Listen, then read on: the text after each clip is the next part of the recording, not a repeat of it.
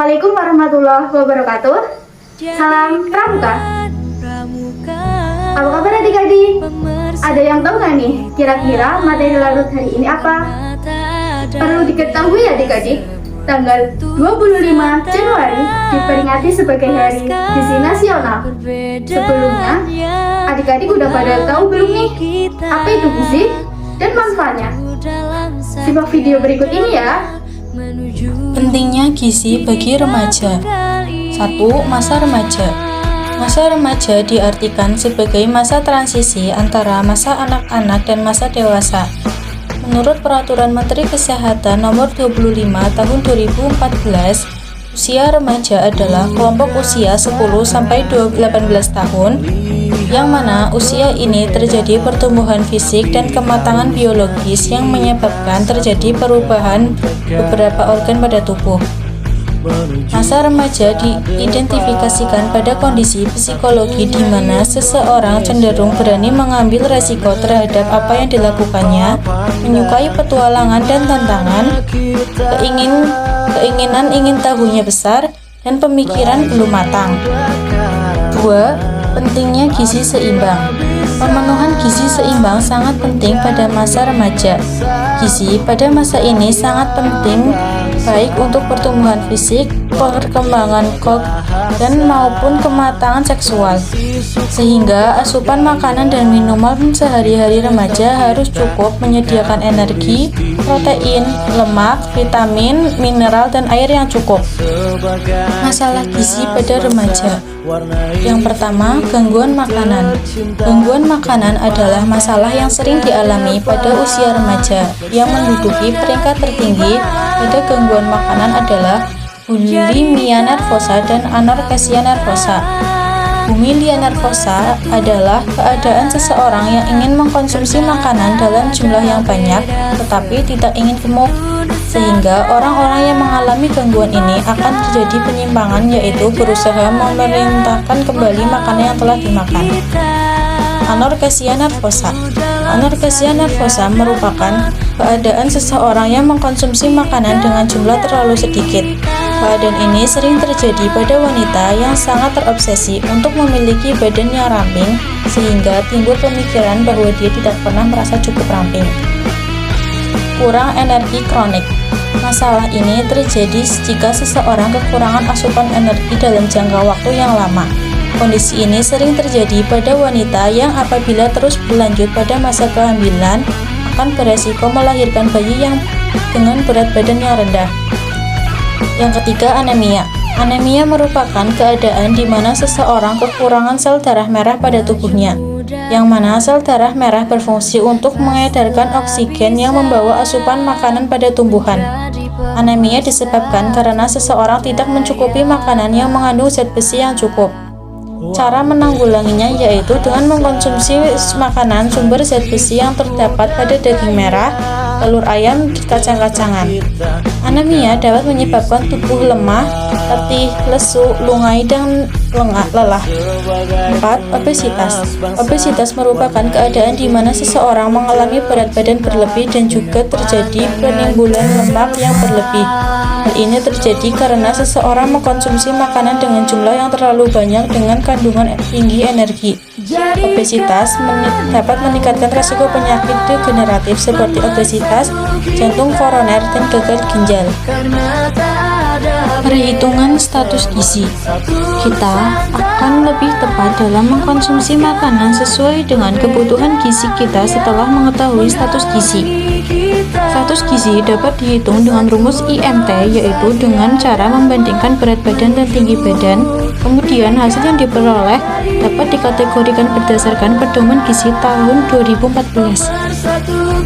Dalam status gizi kurus, untuk kekurangan berat badan tingkat berat apabila IMT-nya kurang dari 17,0. Kekurangan berat badan tingkat ringan dengan IMT 17,0 sampai 18,4. Status gizi normal untuk IMT 18,25 sampai 25,0. Status gizi gemuk berlebih berat badan tingkat ringan dengan IMT 25,1 sampai 27,0.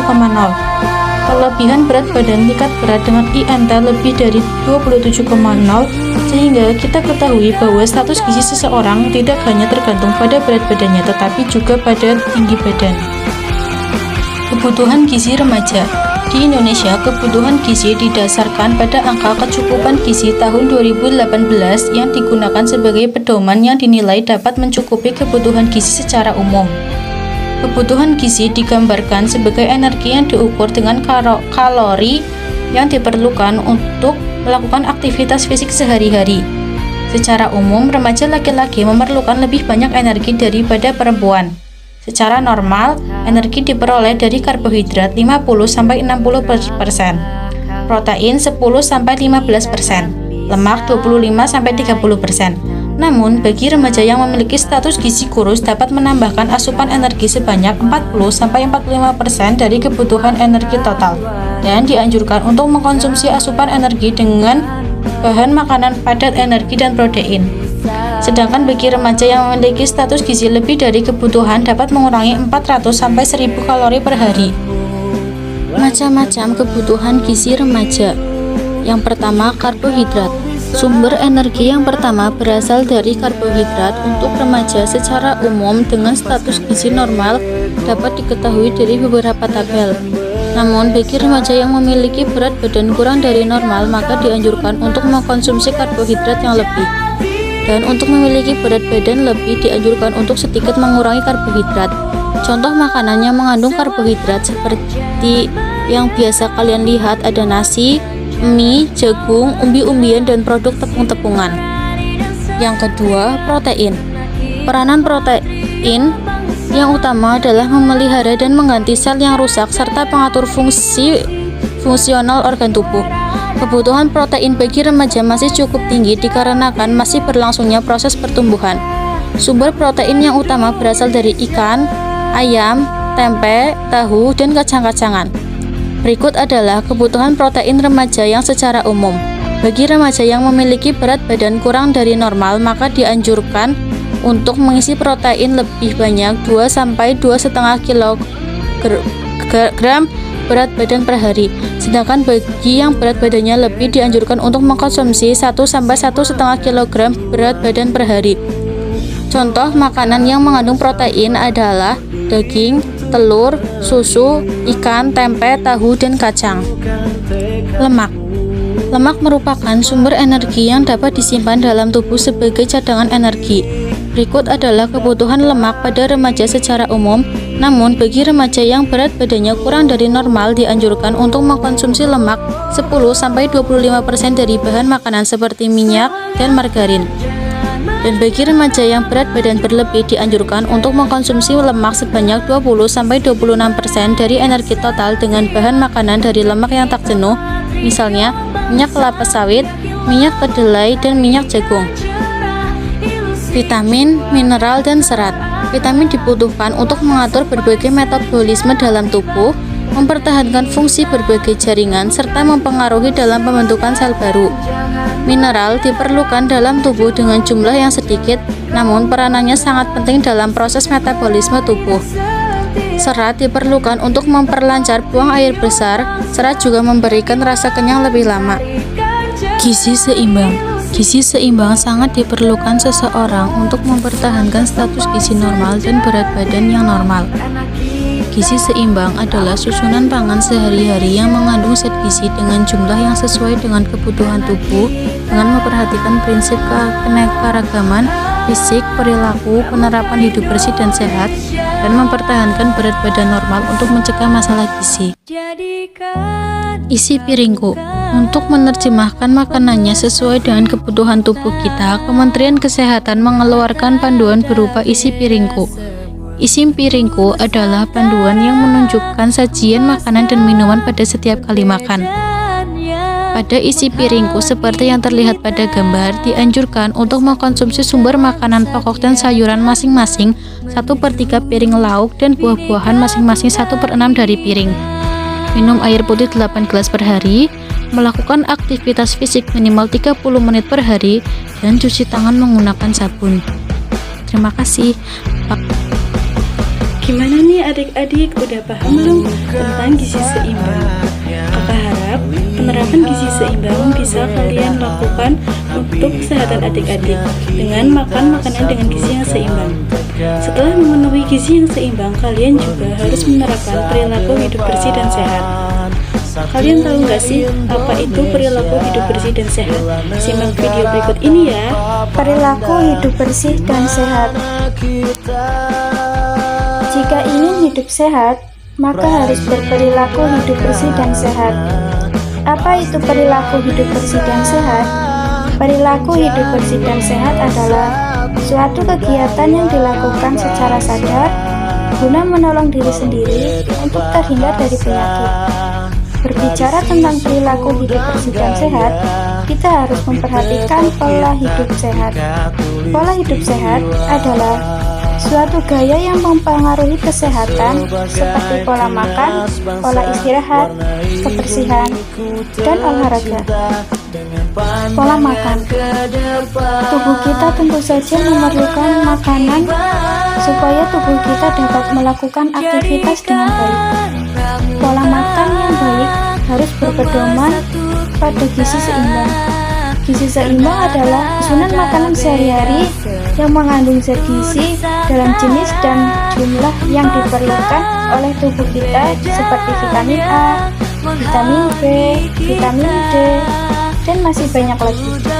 Pada kenyataannya, kita masih sering mau beli jajan di luar, di mana jajan tersebut mengandung pemanis buatan dan pewarna buatan sehingga berakibat pada tubuh kita. Makan yang mengandung ini dapat menyebabkan terkena penyakit hipertensi, obesitas, atau bahkan kanker. Pola istirahat. Perlu diketahui bahwa jantung berdetak dalam sehari sebanyak 100.000 kali. Darah mengalir 17 juta mil arteri, berbicara 8.000 kata, dan mengoperasikan sel otak 14 miliar sel otak. Maka dari itu, tubuh manusia membutuhkan istirahat. Ada berbagai cara istirahat seperti tidur, santai, piknik, dan berbagai cara untuk menghilangkan jenuh yang berada pada dalam otak kita. Kebersihan. Kebersihan yang dimaksud meliputi kebersihan diri dan kebersihan lingkungan. Karena diri kita kuat dan sehat itu berasal dari kebersihan kita. Olahraga.